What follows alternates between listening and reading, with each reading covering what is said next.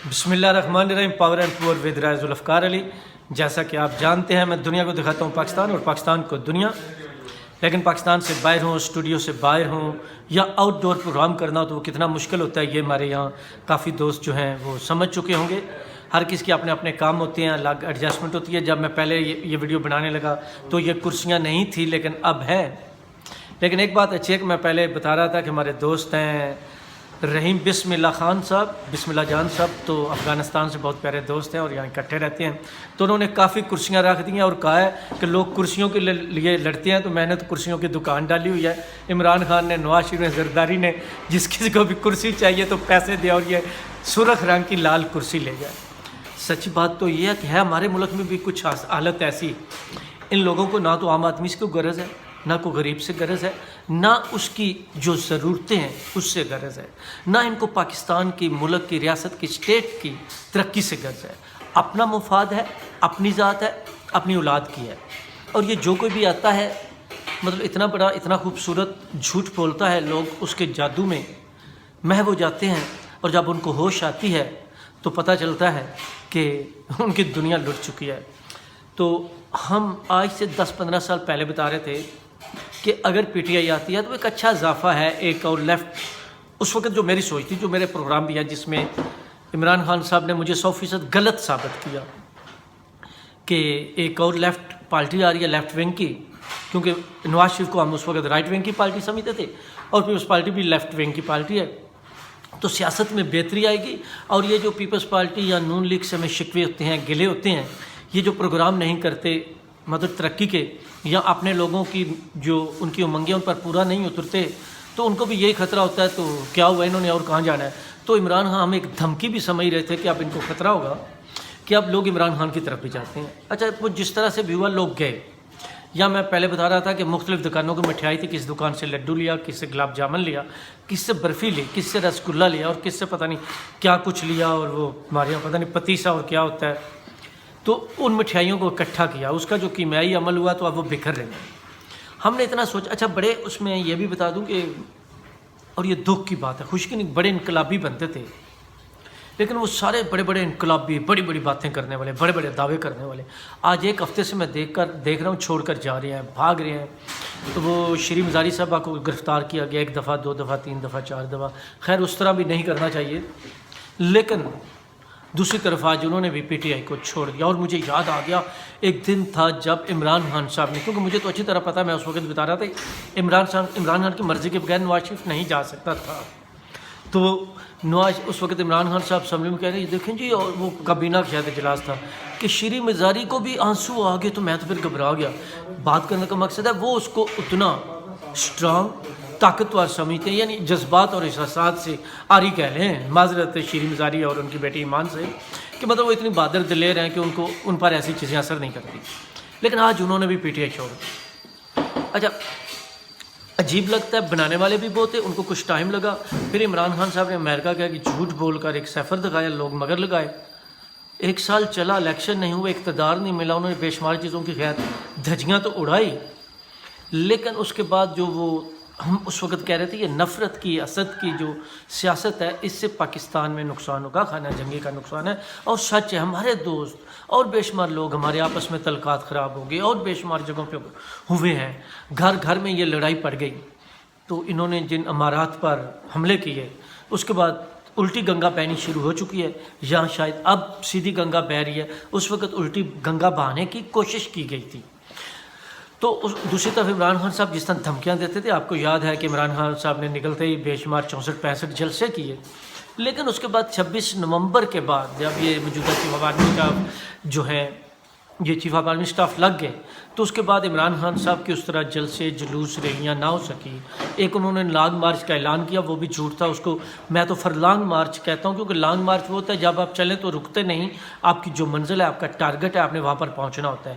لیکن یہ چند گھنٹے چلتے تو آگے آتے آتے وزیر آباد تک پہنچے اور وہاں پر وہ ایک ثانیہ ہو گیا. اب اس میں کتنی حقیقت ہے، کتنی صداقت ہے، یہ تو خدا ہی جانے. لیکن ہم پھر بھی اس کی مذمت کرتے ہیں. اچھا اس کے بعد عمران خان صاحب کو 6 مہینے وہ ٹانگ کا مسئلہ رہا، وہ بھی ہمیں دکھ تھا، افسوس تھا، ان کو تکلیف ہے، کوئی بھی انسان ہے، لیکن وہ جب گرفتار ہوتے ہیں تو ان کو رینجر لے کر جاتی ہے، تو اس کے بعد نہ ہمیں وہ کوئی ویل چیئر نظر آئی، نہ وہ پلسٹر نظر آیا، نہ ان کی ٹانگ میں پرابلم نظر آئی۔ تو میرے خیال میں پاکستان میں اگر کسی کو سرجیکل کو مسئلہ ہو تو وہ رینجر کی مدد میڈیکل جو شعبہ ہے اس میں لے لیا کرے، وہ بڑی جلدی جو زخمی ہیں ان کو ٹھیک کر دیتے ہیں۔ خیر یہ باتیں تو چلتی اب تھوڑی سی ایک اور سنجیدہ بات پر آتے ہیں، جیسا میں نے آغاز میں کہا کہ ہمیں خوشی تھی کہ عمران خان کی پی ٹی آئی بھی آنے سے ایک اچھا مقابلہ ہوگا، اور سیدھی سی بات ہے شاید ان لوگوں کو کچھ احساس ہو کہ ان کا کمپٹیشن کاموں میں ہو، ملک کی ترقی کے لیے ہو، لوگوں کو جو سہولتیں دینی ہیں اس میں ہو، لیکن ان کی جنگ ٹانگیں کھینچنا رہی، دوسرے کو ہٹا کر، دوسرے کو برا بنا کر، اپنے کو اچھا بنا کر حکومت کرنا۔ تو کسی سے 2018 سے لے کر آج تک پاکستان میں کچھ ڈلیور نہیں ہو رہا، ہم نیچے جا رہے ہیں۔ 4.25 سال عمران خان صاحب رہے، پاکستان میں جو سول مارشل لا تھا اس سے حالات بڑے خراب ہوئے، 1.25 سال ان کو ہونے والا ہے، ان کی حالت بھی ان سے بدتر ہے، سیدھی سی بات ہے، یہ بھی 100% ناکام ہے، ڈلیور کرنے میں ناکام رہے ہیں۔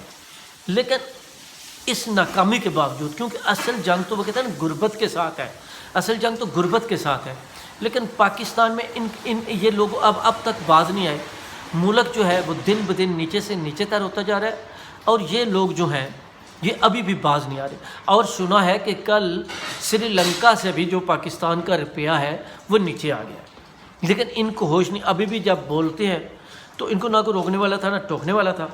لیکن اب ایک نئی فضا چلی ہے، میں اس میں اچھا یہ بھی بتا دوں کہ بے شمار لوگ جو ہیں وہ گرفتار ہو رہے ہیں جو بے گناہ ہیں، تو بالکل یہ خیال رکھیں ان لوگوں کو مت گرفتار کرے، اور جنہوں نے جو جرم کیا ہے ان کو بھی قانونی طریقے سے عدالتوں میں لے کر جائیں، اور پھر جو ان کے خلاف کارروائی ہے وہ کرے۔ اچھا اس کے علاوہ ظاہری بات ہے یہ آرمی ایکٹ آ گیا، آرمی کی عدالتیں آ گئی، سچی بات ہے میں ذاتی طور پر تو ہمیشہ اس چیز کے مخالف رہا ہوں کہ یہ کام آرمی کا نہیں ہے، اور اب بھی شاید میں مخالف ہوں، اس کو ایسا نہیں ہونا چاہیے، لیکن ہمارے کہہ جانے سے کیا ہوتا ہے۔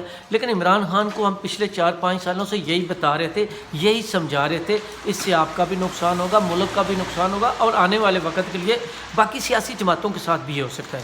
یہ آرمی ایکٹ جو ہے یا آرمی کی عدالتیں جو ہوتی ہیں، جس طرح یہ بھی اس وقت، کیونکہ پاکستان میں پولیٹیکل انجینئرنگ ہوتی ہے، کسی کو بنانے کے لیے، کسی کو مٹانے کے لیے، کسی کو گرانے کے لیے، تو اس سے پرہیز کریں۔ تو لیکن وہ خان صاحب کرتے کہ جس طرح آپ دیکھیں نا جنرل باجوہ کو دوسری جب یہ انہوں نے دی، وہ کیا کہتے ہیں ان کی ایکسٹینشن ہوئی، تو ہم اس کے بڑے مخالف تھے، اور مجھے اچھی طرح یاد ہے بعد میں عدالتوں نے تو کہا نہیں دینی چاہیے، لیکن پھر تمام جماعتوں نے دی۔ تو میں پاکستان پیپلز پارٹی پنجاب کی میٹنگ میں تھا، اس وقت پنجاب کے صدر قمر زمان کہہ رہا تھے، تو ہم وہاں پر اپنا بھڑاس نکال رہے تھے جو بھی ہوتے اپنی اپنی تقریروں میں، تو ہم نے بڑا غصہ نکالا۔ چودھری منظور صاحب بعد میں آئے تو انہوں نے کہا کہ راجہ صاحب میرا بھی نقطہ نظر وہ ہے جو آپ کی سوچ ہے۔ تو ظاہری بات ہے ہم تو اعتراض، پھر بیرسٹر عامر جو ہے میں نے ان کا انٹرویو کیا تو ان سے بھی یہی بات کی، تو انہوں نے آگے ہنس کر کہہ دیا کہ دیکھیں جی باقی ٹھیک ہے لیکن بلاول بھٹو نے تو ووٹ نہیں ڈالا۔ مطلب یہ تو سیاسی باتیں ہیں، لیکن بات ہے پارٹی نے تو ووٹ ڈالا۔ تو میں یہ بتانے کی یہ کوشش کر رہا ہوں کہ یہ جو اس طرح کے ایکٹ لگتے ہیں، یہ چیزیں لگتی ہیں، تو سیاستدان تو عام آدمیوں سے 100 سال آگے سوچتا ہے نا، تو اس کو ایسے مواقع نہیں دینی چاہیے، ایسی صورتحال پیدا ہی نہیں ہونی چاہیے کہ پاکستان میں یہ پرابلم ہو۔ لیکن دیکھیں جی اب عمران خان ہے تو سچ وہ ٹائیگر فورس بناتے رہے، ٹائیگر فورس پھر آرمی کے سامنے آئی، اور کہتے ہیں دوسرے لوگ تھے، دیکھیں جی وہ تھے تو وہ بھی پکڑے، وہ قانوناً دیکھیں۔ لیکن اس کے ساتھ ساتھ یہ بھی حقیقت ہے کہ جن لوگوں کی ویڈیو، فوٹو یا ان کے جو بھی پروف ہے اس کے بعد ان کو پکڑا جا رہا ہے۔ اس طرح اب دیکھیں اب وہ ختیجہ شاہ سابق chief of army staff, Asif Nawaz Janjua کی وہ نواسی ہیں، تو سلیمان شاہ جو ہیں وہ ان کے داماد ہیں۔ اچھا مجھے عجیب پتہ ویسے بھی کافی ہے، لیکن آہستہ آہستہ جب نیا چلتا ہے نا، یہ بڑے لوگ جو ہیں نا یہ چاچے بابے کے ہی ہیں، ہمارا ان سے کوئی تعلق نہیں ہے، چاہے کوئی فوج میں ہے، چاہے کوئی سیاست میں ہے، چاہے کوئی عدالت میں ہے، چاہے کوئی میڈیا میں ہے، یہ وہ لوگ ہی ہیں۔ تو ہم پیچھے سے زندہ باد مرد آباد مرد آباد کے نعرے مارنے والے ہیں، اور وہ نعرے لگاتے رہتے ہیں، لیکن پاکستان میں اس وقت میرے خیال میں جو سب سے بڑا مسئلہ ہے، اور پاکستان میں کچھ سننے والا ہے، کچھ سمجھنے والا ہے یا اس پہ عمل کرا سکتا ہے، تو عمران خان نے پاکستان میں جو وہ لوگوں کے ذہن میں نفرت بھر دی ہے نا، وہ پاکستان کے لیے بہت زیادہ خطرناک ہے. اصل اس کو ختم کرنے کی ضرورت ہے, تو اس پر کوئی باقاعدہ پروگرام ہونا چاہیے, کیونکہ ورنہ اگلے 20-30 سال جو ہیں یہ لوگ ڈسٹرب کرتے رہیں گے آپ کو ہر شعبے میں.